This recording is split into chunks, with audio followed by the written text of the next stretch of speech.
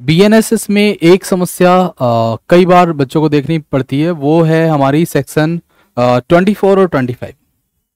तो सेक्शन 24 और section 25 BNSS यहाँ पर कई बार प्रॉब्लम क्रिएट होती है। यहाँ कुछ कॉन्सेप्ट है जिसमें ये प्रॉब्लम आती है कि वो कई बार क्लियर नहीं होता है, कई बार क्लियर होता है पर उस तरीके से नहीं होता जिस तरीके से कई बार क्वेश्चन पूछ लिया जाता है। ठीक है, तो मतलब समझ नहीं आता है कई बार। तो बहुत अच्छा टॉपिक है और यहां से प्रॉब्लम बेस्ड क्वेश्चन कई बार पूछा जाता रहा है, प्री में भी पूछा जाता रहा है, मेंस में भी आता है, तो ये हमारे लिए इंपॉर्टेंट है। पहले ये धारा होती थी धारा 30 और 31 जब सीआरपीसी था, अब जब बीएनएस है तब ये 24 और 25 है। ठीक है, बाकी कॉन्सेप्चुअल तरीके पर ये दोनों धाराएं बिल्कुल सेम टू सेम है, कोई अंतर नहीं किया गया, सिर्फ एक अंतर किया गया, वो मैं बताऊंगा क्या अंतर किया गया। बेसिक तौर पर हमें ये दोनों धाराओं को देखना है। देखो सेक्शन 24 क्या कह रहा है? सेक्शन 24 कह रहा है जुर्माना देने में व्यतिक्रम होने पर कारावास का दंडादेश। मतलब क्या है? अगर कोई न्यायालय किसी व्यक्ति पर जुर्माना लगाता है और वो व्यक्ति जुर्माना देने में व्यतिक्रम कर देता है, मतलब मना कर देता है या दे नहीं पाता है, तो फिर कितना दंडादेश और दिया जा सकता है। इस कॉन्सेप्ट को अगली दो धाराओं में 24 और 25 में क्लियर किया गया। अब हम इसको समझ लेते हैं ये होता कैसे है। ये धारा कह रही है कि किसी मजिस्ट्रेट का न्यायालय जुर्माना देने में व्यतिक्रम होने पर इतनी अवधि का कारावास अधिनिर्णित कर सकेगा जो विधि द्वारा प्राधिकृत है। तो कितना कारावास दे सकता है? अगर कोई व्यक्ति पर जुर्माना लगाया जाए, मानो कि एक व्यक्ति है, इस पर 1000 रुपए का जुर्माना लगाया गया, या इसको 10,000 कर लेते हैं, 10,000 रुपए का जुर्माना लगाया जाए, तो अगर ये व्यक्ति 10,000 रुपए का जुर्माना नहीं देता तो कितने कारावास से दंडित किया जाएगा? तो ये कह रहा है इतनी अवधि का कारावास अधिनिर्णित कर सकेगा जो विधि द्वारा प्राधिकृत है। विधि द्वारा प्राधिकृत का मतलब क्या है? हमने इनसे ऊपर वाली धाराओं में पढ़ा है कि जैसे हमारा सीजीएम कोर्ट है, उसके पास 7 ईयर तक का कारावास देने की क्षमता है। हमारा फर्स्ट क्लास जुडिशियल मजिस्ट्रेट के पास 3 ईयर है और सेकंड क्लास जुडिशियल मजिस्ट्रेट के पास 1 ईयर है। ठीक है, तो ये विधि द्वारा प्राधिकृत दंडादेश देने की उनकी अधिकारिता है। ठीक है, तो ये इसका मतलब क्या है कि ये जो 10,000 जुर्माना जो लगा है, अब किस न्यायालय ने लगाया? सीजीएम कोर्ट ने लगाया, फर्स्ट क्लास जुडिशियल मजिस्ट्रेट ने लगाया, या सेकंड क्लास जुडिशियल मजिस्ट्रेट ने लगाया। इस आधार पर हम अधिकतम उसे कारावास दे सकते हैं। लेकिन यहां पर 2 कंडीशन है। कौन कौन सी कंडीशन है? पहली है परंतु वह अवधि धारा 23 के अधीन मजिस्ट्रेट की शक्ति से अधिक ना होगी। धारा 23 के अधीन मजिस्ट्रेट की शक्ति, अब धारा 23 के अधीन सेक्शन 23 में मजिस्ट्रेट की जो शक्ति दी गई है वो है हमारी सीजेएम के लिए 7 वर्ष, 7 ईयर। ठीक है, फर्स्ट क्लास के लिए 3 ईयर। ठीक है, और सेकंड क्लास के लिए 1 ईयर। ठीक है, इसका मतलब क्या? अगर जुर्माना देने में व्यतिक्रम होता है तो किसी भी कंडीशन में यह अवधि 7 वर्ष से ऊपर नहीं हो सकती। अधिकतम टू अधिकतम 7 वर्ष, इससे ऊपर तो हम जाएंगे ही नहीं। ठीक है, अब दूसरी कंडीशन है इसमें क्या? दूसरी कंडीशन है जहां कारावास मुख्य दंडादेश के रूप के भाग के रूप में अधिनिर्णित किया गया है, वहां उस कारावास की अवधि के 1/4 से अधिक नहीं होगी जिसको मजिस्ट्रेट जुर्माना देने में व्यतिक्रम होने पर दंडादेश के रूप में अन्यथा उस अपराध के लिए अधिरोपित करने के लिए सक्षम है। उस अपराध के लिए अधिरोपित करने के लिए सक्षम है। अब बात समझो, इसमें जो अब मैं तुम्हें बताने वाला हूं ना, ये बहुत इंपॉर्टेंट बात है। मैं इसको क्लियर कर देता हूं, इधर देख लेते हैं। देखो, हम इसको थोड़ा सा और कर लेते हैं। मान लेते हैं कि एक व्यक्ति को चोरी के अपराध के लिए फर्स्ट क्लास जुडिशियल मजिस्ट्रेट 2 वर्ष का कारावास देता है प्लस 10,000 रुपए जुर्माना लगाता है। अब ये एक व्यक्ति है ए, जिसने ये चोरी का अपराध किया था, उसे 2 वर्ष का कारावास दिया गया और 10,000 रुपए का जुर्माना लगाया गया। अब प्रश्न उठता है कि अगर ये व्यक्ति इस जुर्माने को देने से मना कर दे, कह रहा है कि मैं जुर्माना नहीं दूंगा। ठीक है, अब बात आएगी कि अब फर्स्ट क्लास जुडिशियल मजिस्ट्रेट इस 10,000 के बदले में कितना और अधिक कारावास दे सकता है? तो हमें ध्यान रखना है, फर्स्ट क्लास जुडिशियल मजिस्ट्रेट अधिकतम 3 वर्ष का कारावास दे सकता है, यह हम जानते हैं। लेकिन दूसरा क्लॉज कहता है कि वो उस अधिकतम कारावास के जो उस अपराध के लिए दिया जा सकता था उसके 1/4 से ज्यादा नहीं होगा। इसका मतलब चोरी का जो अधिकतम कारावास है वो है 3 वर्ष। चोरी के लिए कितना कारावास दिया जा सकता था? मैक्सिमम 3 वर्ष, और दिया कितना गया है? 2 वर्ष। तो प्रश्न उठता है कि 1/4 कौन से वाले का होना चाहिए? क्या 2 वर्ष का 1/4 होना चाहिए या 3 वर्ष का 1/4 होना चाहिए? तो हमें ध्यान रखना है उस अपराध के दिए जाने का 1/4 कितना दिया जा सकता था? मैक्सिमम 3 वर्ष। तो इसका मतलब इसका 1/4 कितना? 9 माह। इसका मतलब क्या होगा कि अब ऐसी कंडीशन में 2 वर्ष प्लस 9 माह का कारावास दिया जाएगा 10,000 रुपए ना देने के व्यतिक्रम में। बात समझ आ गई? ठीक है। अगर किसी अपराध का कोई ऐसा अपराध होता, देखो अब क्या होता है, एक और प्रश्न आता है। तुम अगर पुराने एमसीक्यू देखोगे तो वहां पर एक बार और प्रश्न पूछा गया है कि एक फर्स्ट क्लास जुडिशियल मजिस्ट्रेट किसी व्यक्ति को 2 वर्ष का कारावास प्लस 5,000 रुपए जुर्माना लगाता है। 2 वर्ष का कारावास प्लस 5,000 रुपए जुर्माना। अब इन्होंने यह नहीं बताया कि कौन सा अपराध था। अब हमें पता ही नहीं है कि कौन सा अपराध था, ना हमें इन्होंने ये बताया चोरी थी, झपटमारी थी, क्या था, इन्होंने बताया ही नहीं कौन सा अपराध था। इसका मतलब क्या है? हम ये मानेंगे कि ये ऐसा अपराध था जिसमें दंडादेश केवल 2 वर्ष ही दिया जा सकता था। अब हम इसको कोई और ऐसा अपराध नहीं मान सकते, अपने मन से नहीं मानेंगे हम। बात समझो, अगर वो ये कहे कि एक सेकंड क्लास जुडिशियल मजिस्ट्रेट उपहति के बदले में, है ना, एक और शर्त ले लेते हैं हम, फिर उसके बाद देखेंगे। हम सोचें सेकंड क्लास जुडिशियल मजिस्ट्रेट उपहति के अपराध के लिए किसी व्यक्ति को 6 माह के कारावास प्लस 1,000 रुपए जुर्माने से दंडित करता है। अब यह व्यक्ति 1,000 रुपए का जुर्माना देने से मना कर देता है, तो इसका मतलब क्या होगा? अब उस व्यक्ति को 6 माह का कारावास प्लस उपहति का दंड कितना है? एक वर्ष। 1 वर्ष का 1/4, 1/4 कितना होगा? 3 माह। 6 माह और प्लस 3 माह, 9 माह के कारावास से दंडित करेगा। ठीक है। अब मैं क्या कह रहा हूं, अगर हम ये ना बताते कि कौन सा अपराध किया गया है यहां पर, अगर हम ये ना बताते कि कौन सा अपराध किया गया है यहां पर, तो हमें यह पता ही ना चलता कि किस अपराध का यहां पर इस न्यायालय ने निर्णय दिया होगा। तो जब अपराध की बात ना की गई हो, यह ना बताया गया हो कि कौन सा अपराध किया गया है, तो ऐसी कंडीशन में जो दंडादेश दिया गया है उसी का 1/4 होगा। इसका मतलब क्या है कि अगर केवल किसी अपराध का वर्णन किए बिना प्रॉब्लम दे दी जाए कि एक न्यायालय किसी व्यक्ति को 2 वर्ष के कारावास और 5,000 रुपए के जुर्माने से दंडित करता है, अगर वो व्यक्ति 5,000 रुपए का जुर्माना नहीं देता है तो उसे और कितने दंड से दंडित किया जाएगा? तो हम जानते हैं, अब हम 2 वर्ष का 1/4 करेंगे, और 2 वर्ष का 1/4 कितना होगा? 6 माह। ठीक है। तो हमारा आंसर हो जाएगा फिर 2 वर्ष प्लस 6 माह। ये जो छोटी सी जो टेक्निकलिटी है ना यहां पर, ये ध्यान रखनी है। अगर ये हमें बता दे कि चोरी के लिए दंडित किया गया था, तब यहां पर महा 9 हो जाएंगे तुरंत, क्योंकि चोरी का अपराध में अधिकतम दंडादेश दिया जाता है 3 वर्ष। ये नहीं बताते कि कौन सा अपराध किया गया था, कौन से अपराध के लिए दंडित किया गया, तो हमें आइडिया ही नहीं है कि कौन सा कृत्य किया गया होगा। ऐसी कंडीशन में अब हम 2 वर्ष का ही 1/4 कर लेंगे। ये बहुत पुराना क्वेश्चन था, एमपी में पूछा गया था, आई थिंक 1985-86 की बात है, तब पूछा गया था। तो मुझे लगता है कि ऐसा कोई क्वेश्चन इन फ्यूचर कभी पूछ लिया जाए तो इसमें फंसना नहीं है। ठीक है। अब नेक्स्ट, अगर हम इसकी क्लॉज 2 देखते हैं तो क्लॉज 2 बहुत इंपॉर्टेंट बात कहता है। ये कहता है इस धारा के अधीन अधिनिर्णित, धारा 23 के अधीन मजिस्ट्रेट द्वारा अधिनिर्णित की जा सकने वाली अधिकतम अवधि के कारावास के मुख्य दंडादेश के अतिरिक्त होगा। इसका मतलब क्या? इसका मतलब है, एक और कंडीशन सोचते हैं। मानो एक फर्स्ट क्लास जुडिशियल मजिस्ट्रेट, यहां ले लेते हैं, एक फर्स्ट क्लास जुडिशियल मजिस्ट्रेट किसी व्यक्ति को चोरी के अपराध के लिए 3 वर्ष का कारावास देता प्लस 10,000 का जुर्माना लगाता है। अब ये जुर्माना देने में व्यतिक्रम कर देता है, तो कितने वर्ष का कारावास दिया जाएगा? 3 वर्ष प्लस 9 माह, है ना।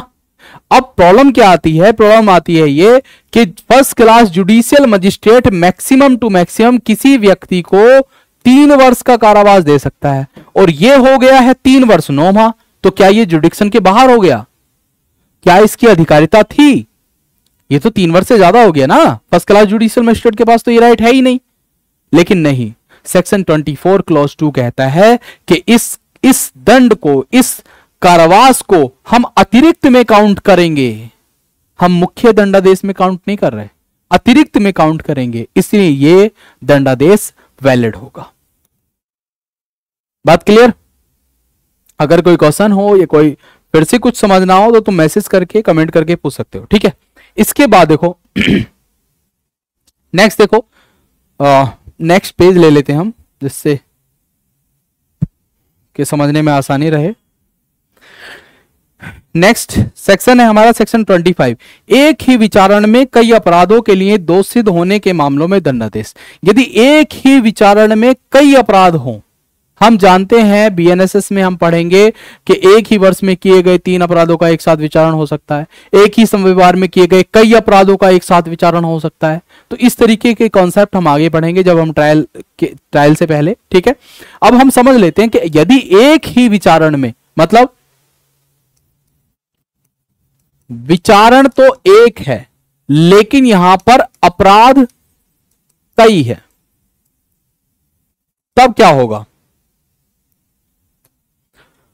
तब यह कह रहा है जब कोई व्यक्ति एक ही विचारण में 2 या अधिक अपराधों के लिए दोषित किया जाता है, तब न्यायालय भारतीय दंड संहिता की धारा, भारतीय न्याय संहिता की धारा 2023 की धारा 9 के उपबंधों के अधीन रहते हुए उसे अपराधों के लिए विहित विभिन्न दंडों में से उन दंडों के लिए जिन्हें देने के लिए ऐसा न्यायालय सक्षम है दंडादेश दे सकेगा, और न्यायालय अपराधों की गंभीरता पर विचार करते हुए ऐसे दंडादेश साथ साथ या क्रमवर्ती रूप में भोगने का आदेश देगा, ठीक है।